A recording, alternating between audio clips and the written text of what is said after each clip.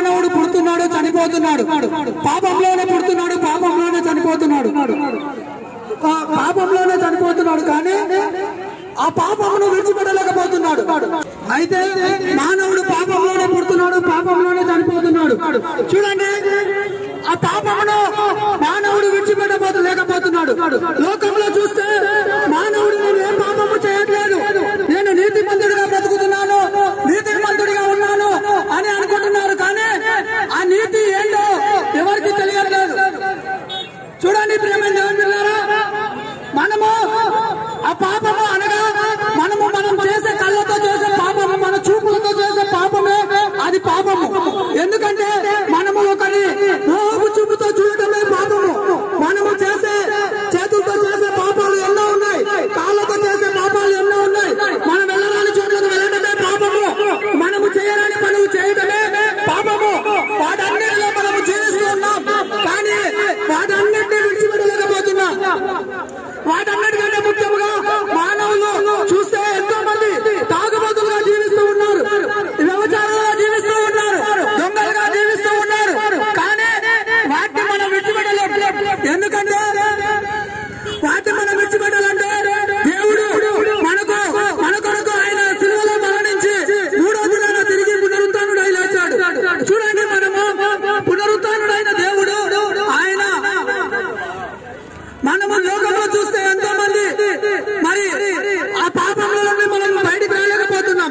ప్రియమైన దేవుని బిడ్డలారా, మనము యేసుక్రీస్తు లోకంలోనికి 2000 సంవత్సరముల క్రితమే ఆయన మన కొరకు పుట్టి ఆయన మూడో దినాన చనిపోయి తిరిగి లేచిన దేవుడు. చూడండి, ఆయన సిలువలో రక్తము కార్చాడు మన కొరకు. మన స్నేహితులు కానీ, మన బంధువులు కానీ, మన తోటి వారు ఎవరైనా కూడా నీ కొరకు నా కొరకు ఎవరైనా చనిపోతారా? ఆయన నీ కొరకు ఆయన సిలువలో మరణించాడు. ఆయన ఆఖరి రక్తపు బొట్టు వరకు ఆయన కార్చాడు. కానీ మనం ఎవరు కూడా అది గ్రహించలేకపోతున్నాం. మన కొరకు ఎవరు చనిపోరు, మన స్నేహితులు చనిపోరు, మన బంధువులు చనిపోరు. మనం అనుకోవచ్చు, నాకు ఆస్తులు ఉన్నాయి, ధనములు ఉన్నాయి, మనకు అనేకం ఉండొచ్చు. ఎన్ని ఉన్నా అవి లోక సంబంధమైనవి. ఆ లోకంలో ఉన్నంత కాలము మనము అది శాశ్వతము కాదు. లోకంలో మనం కొద్ది కాలం మాత్రమే. మానవుని యొక్క జీవితం ఎలా ఉందంటే ఒక నీటి బుడగ లాంటిది. ఏ క్షణము ఏమైపోతుందో తెలియదు. ఆవిరి వంటిది. ఆవిరి ఒక 2 క్షణాలు కనిపిస్తే మళ్ళీ తర్వాత కనిపించదు. అలాంటి జీవితంలో మనము జీవిస్తూ ఉన్నాం. అలాంటి బ్రతుకులో మనం బ్రతుకుతూ ఉన్నాం. కానీ మానవుడు తెలుసుకోలేకపోతున్నాడు. ప్రియమైన దేవుని బిడ్డలారా, మీరు గ్రహించండి, మానవుని జీవితం ఏంటో మీరు ఒక్కసారి ఆలోచించండి. ఈ రోజు వాడు పొద్దుగా ఉంటారో లేదో తెలియదు, కానీ ఈ లోకంలో చూస్తే ఎంతో మంది యాక్సిడెంట్ లో చనిపోతున్నారు, భూకంపాలు వస్తున్నాయి, లేక అగ్నిగుండాలు వేరుపడుతూ ఉన్నాయి. వాటన్నిటిని మనము గ్రహిస్తూ ఉన్నాము. కానీ మానవుని యొక్క హృదయం మారటం లేదు, మానవుని యొక్క జీవితం మారట్లేదు. ప్రియమైన దేవుని బిడ్డలారా, మీరు గ్రహించండి, మనకు ఇదే చివరి అవకాశం, ఇదే చివరి నిమిషం మనకు ఉండొచ్చు. కానీ ఆ సమయాన్ని మనం వ్యర్థం చేసుకుంటూ ఉన్నాం, ఆ సమయాన్ని మనం పోగొట్టుకుంటూ ఉన్నాం.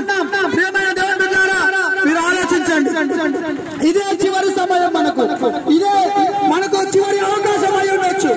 మనము ఏ రోజు కూడా మనం ఎలా ఉంటామో తెలియదు. మానవుని జీవితాన్ని మార్చుకోలేకపోతున్నాం. మన జీవితాలు చూడండి, ఈ లోకంలో ఎంతమంది తిరుగుతూ ఉన్నాం. అనేక చోట్లకు వెళ్ళరాని చోట్లకు వెళ్ళి మన పాపములు చేస్తూ ఉన్నాం. ఆ పాపములను ఎంతమంది ఆశ కలిగి ఉంటారు, నేను విడిచిపెట్టుకోవాలని. ఆ పాపములను విడిచిపెట్టలేరు. కానీ యేసు ప్రభువు అంటున్నాడు, మీరు నా యొద్దకు వస్తే వాటన్నిటిని నేను క్షమించి వాటన్నిటి నుండి నేను విముక్తినిస్తానంటున్నాడు. ఆ పాపములు క్షమించగలిగిన దేవుడు ప్రభు అయిన యేసుక్రీస్తు ఒక్కడు మాత్రమే. ఆ శక్తి కలిగిన దేవుడు ఆయనే ఈ లోకానికి దేవుడు. చూడండి, మనకి ఎన్నో దేవుళ్ళు దేవతలు ఉండవచ్చు, వాటన్నిటి నుండి విముక్తి లేదు. కానీ ప్రభు అయిన యేసుక్రీస్తు దేవుడు, ఆయన ఒక్కడే దేవుడు, ఆయనే నిజమైన క్రీస్తు అని తెలియజేస్తూ ఉన్నాడు. ప్రియమైన దేవుని బిడ్డలారా, మీరు ఆలోచించండి ఒక్కసారి. ఈ సమయం మళ్ళీ మనకు రాదు, ఈ సమయం మనకు రాదు. మన కుటుంబంలో శాంతి లేదా, సమాధానం లేదా, నెమ్మది లేదా? అయితే ప్రభు పిలుస్తున్నాడు, ప్రయాసపడి భారం మోస్తున్న మాట్లాడుతున్నాడు. విశ్రాంతి లేక ఎంతో మంది, కుటుంబంలో శాంతి లేక, కుటుంబంలో ఎంతో నెమ్మది లేక, కుటుంబంలో ఎన్నో ఆధారాల చేత, ఆటంకముల చేత, ఇబ్బందుల చేత, అనేక కారణాల చేత ఎంతో మంది ఆత్మహత్యలు చేసుకుంటున్నారండి. ఎంతో మంది యాక్సిడెంట్ లో చనిపోతున్నారండి. ఏమి చేయాలని ఆలోచనతో పరిస్థితుల్లో ఉన్నారండి. అయితే ఇదే సమయము, ఇదే అనుకూలము, మీరు రండి ప్రభు వద్దకు. ఇదే ప్రభు పిలుస్తూ ఉన్నాడండి. ప్రయాసపడి భారం మోస్తున్న సమస్త జనులారా నా యొద్దకు రండి. మీ భారాన్ని మీరు మోసుకోవడం కాదు, ప్రభు రెండు చేతులు చాచి ఆయన చిలువలో పిలుస్తున్నాడండి. మీకు అవకాశం మళ్ళీ రాదండి. మీరు అనుకోవచ్చు నేను అక్కడికి వెళ్తే బాగుపడతానా? నిజం కండి, నీ హృదయం మారుతుంది. నిన్ను ప్రభు మార్చగలిగిన శక్తిమంతుడు ఆయననే అండి. ఆలోచించండి ఒక్కసారి. మీరు అనుకోవచ్చు నా జీవితం మారుతుందా, నా బ్రతుకు మారుతుందా, నేను మారుతానా, నేను ఎన్నో ఇబ్బందుల్లో ఉన్నాను, నేను ఎన్నో ఇరుకుల్లో ఉన్నాను, నా కుటుంబంలో నెమ్మది లేదు, నా కుటుంబంలో సమాధానం లేదు, నా కొడుకు నా మాట వినట్లేదు, నా కూతురు నా మాట వినట్లేదు అని మీరు బాధపడుతున్నారా? అయితే ఇదే సమయం అండి. ఒక్కసారి రండి, ప్రభు నద్దకు రండి. ప్రభు పిలుస్తున్నాడు, ఆయన పిలుస్తున్నాడండి. మీకు శాంతి కావాలంటే ప్రభు యొద్దకు రండి, సమాధానం కావాలంటే ప్రభు యొద్దకు రండి. ఇదే చివరి నిమిషం అండి, ఇదే చివరి అవకాశం అండి. మళ్ళీ రాదు సమయం. ప్రియమైన దేవుడు బిడ్డలారా, మీరు ఆలోచించండి ఒక్కసారి మీరు ఆలోచించండి. ప్రియమైన దేవుడు బిడ్డలారా, ఈ సమయంలో సద్వినియోగం చేసుకోండి. ప్రభు పిలుస్తూ ఉన్నాడు. మీరు మనము చేసే పాపములను దేవుడు క్షమించగలరా? నేను వ్యభిచారం చేస్తూ ఉన్నాను, నేను దొంగతనం చేస్తూ ఉన్నాను, దేవుడు నన్ను క్షమిస్తాడా అని మీరు అనుకోవచ్చు. దొంగలున్నారా?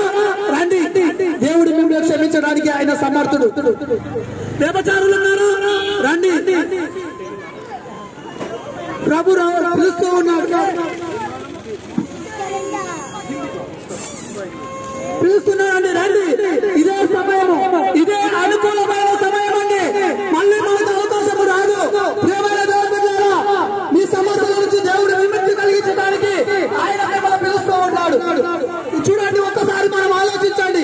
మన జీవితం ఎలా ఉంది, మన బ్రతుకు ఎలా ఉంది, మనం ఏమైపోతూ ఉన్నాం, ఒక్కసారి ఆలోచించండి. మనము అనుకోవచ్చు నాకు ఏది లేదు, నాకు ఎవరు లేరు, నేను ఏమైపోతానో నాకు తెలియదు, నాకు ఎవరు లేరు అని మీరు అనుకోవచ్చు. నీ కొరకు ఆయన సిలువలో ప్రాణం పెట్టి నిన్ను పుట్టించిన దేవుడు ఒకరున్నాడండి. ఆయన ప్రభు అయిన క్రీస్తు. రండి, ప్రభు యొద్దకు రండి. మీరు ప్రభు యొద్దకు వస్తే ఆయన మీ యొద్దకు వస్తాడండి. ఆయన మిమ్మల్ని పిలుస్తూ ఉన్నాడండి. ఇదే అవకాశం అండి, చివరి అవకాశాన్ని మీరు వినియోగించుకోవాలని కోరుచున్నాం.